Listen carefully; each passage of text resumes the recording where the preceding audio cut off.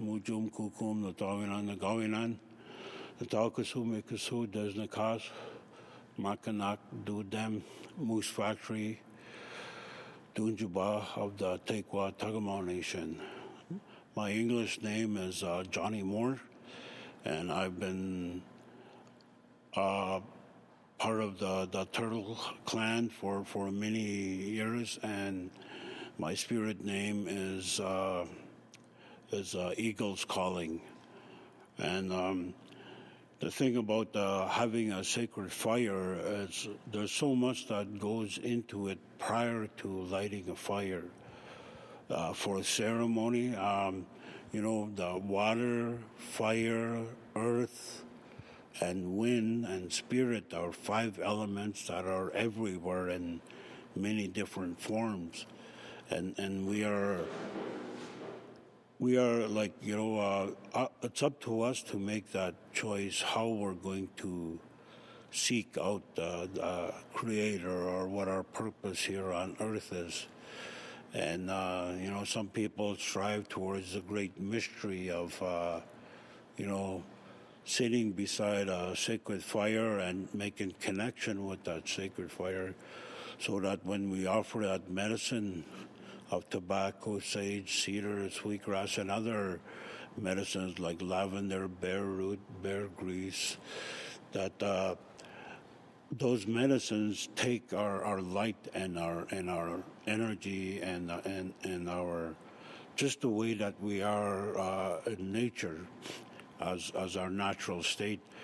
And the medicine always teaches us more, and I don't think any one person knows all the answers or knows of all these ceremonies and medicines that we have.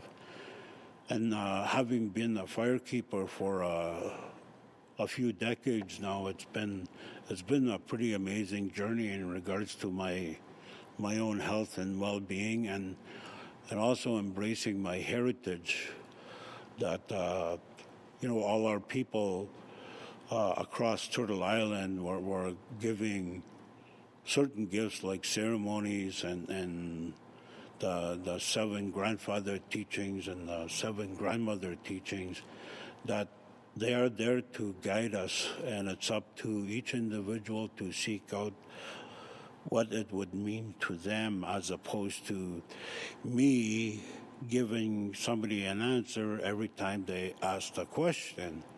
So sometimes the question, like I would suggest that the person sit with that question with tobacco in their hand by a fire or by a tree or by a waterway, to sit with that medicine, and that they will be ready, if it's meant to be, for them to accept that gift, whatever that gift turns out to be for them. Hani Bojo, Keitha Kijik Tobias, Indigenous. Shinningaming, Chippewas of Nawash First Nation, Yunwa, Ravingtown, Ndunjba, Mishkikin, Ndodem. Hi, hello, my name is Keitha Kijik Tobias. I come from Shinningaming, Chippewas of Nawash First Nation, unceded, and from Ravingtown.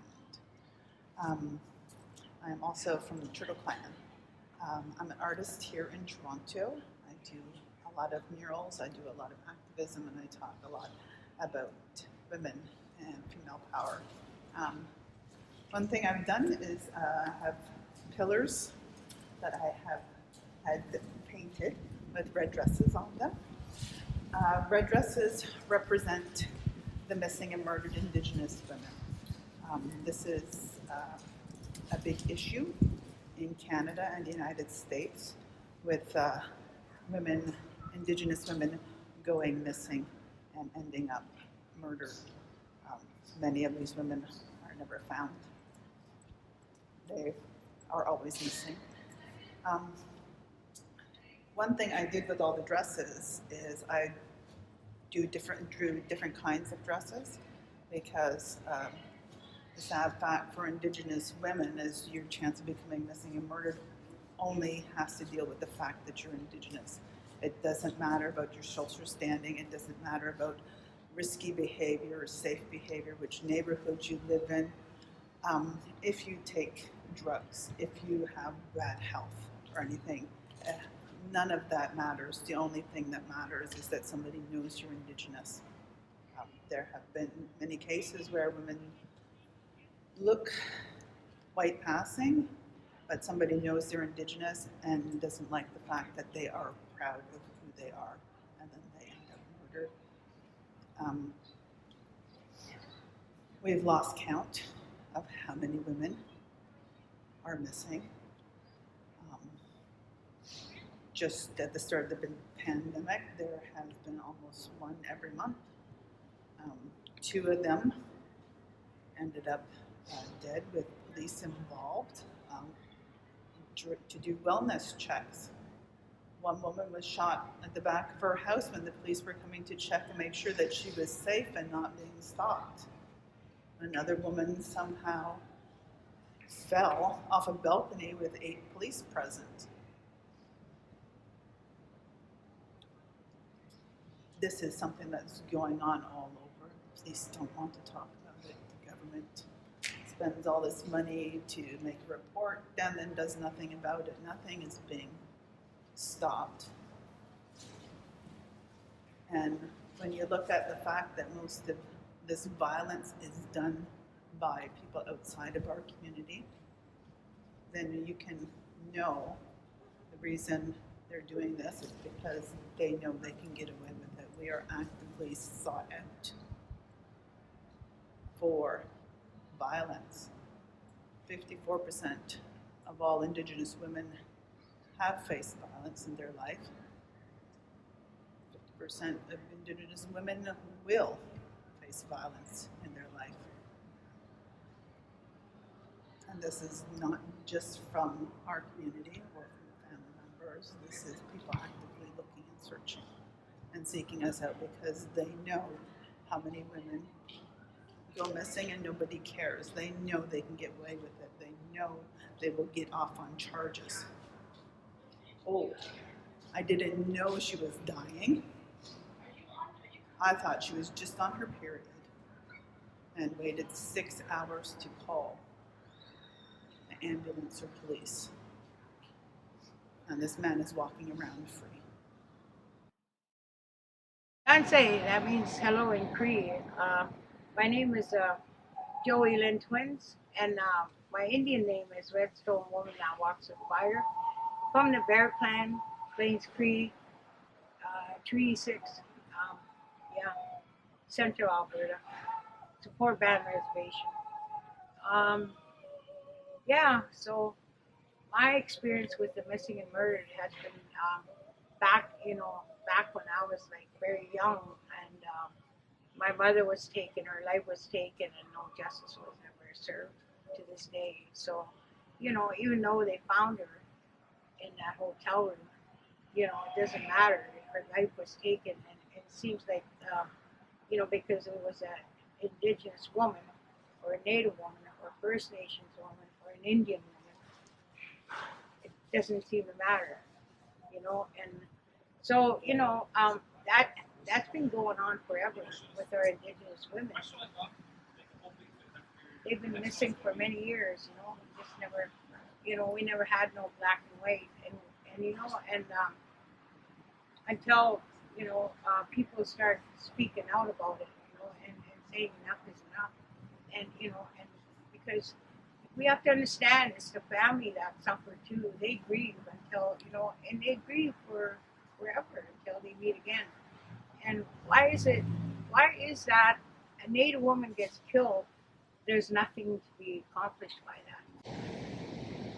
Oh, I could go on and on, because, yeah, but, it's got to start somewhere. And the only way it's going to be, I don't know, I don't have a crystal ball, but, I just pray for the victims of the families, because, they're suffering too, they're grieving.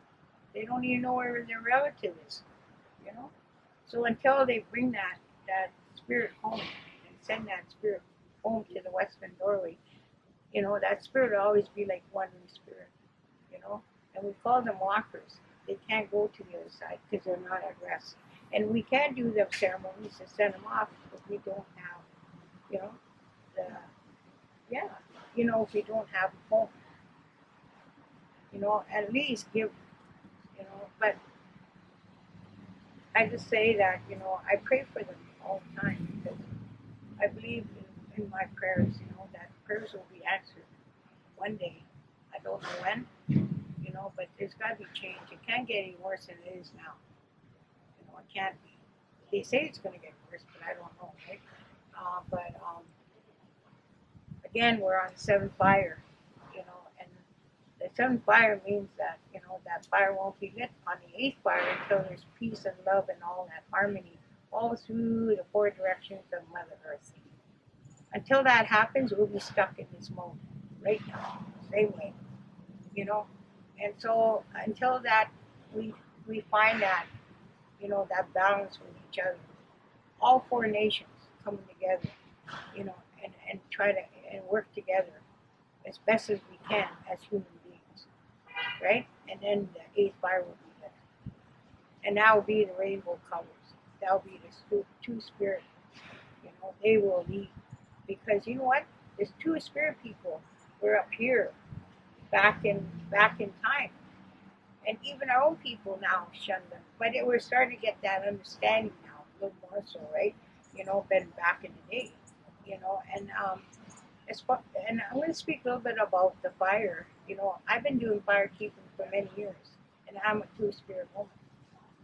And so, but I've been given that permission to do that because I understand that fire. Today, it's like we look at ceremonies from our cultures, and I'm really fortunate and glad that I was invited to participate in the ceremony of the Day of the Dead, because in our culture, like from back home, up in James Bay area, where we are the Swampy Cree, Muskegowik, Innu, and we have ceremonies for people that have passed on, but our customs and our traditions have been washed away.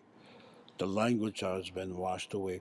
So now uh, we see a lot of people coming across from all the Americas, uniting through ceremony and through tradition. So the Day of the Dead is to honor, is to gives us a chance to speak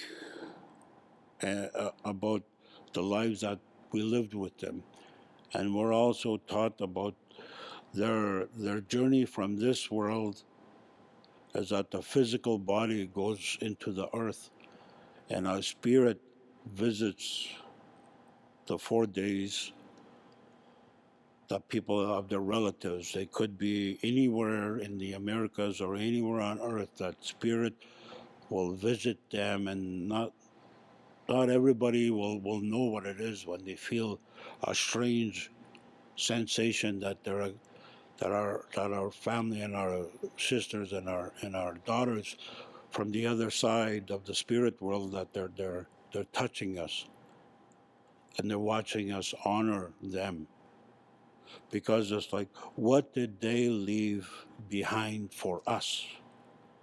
What did my sister leave behind for us? What did my cousins, my relatives? I say that like because we are all family. We're extended family. We're all related. So it's kind of like when I speak of my sisters, I talk about the women that were robbed of their lives, and that we will honor their passing, we will honor their spirit, and we honor the life that they lived with us for as long as they have. And the missing and murdered doesn't only mean that they're gone with no clue, or that they were murdered. It means that also, when they took their own lives, it wasn't because that it was a healthy decision to make. It's because of years and years and decades and centuries of colonialism. So now part of our journey is to acknowledge through our ceremonies that are similar in nature, that we can make that connection, that when our smoke is going up from our prayers and our medicines, that it's taken to them wherever they may be.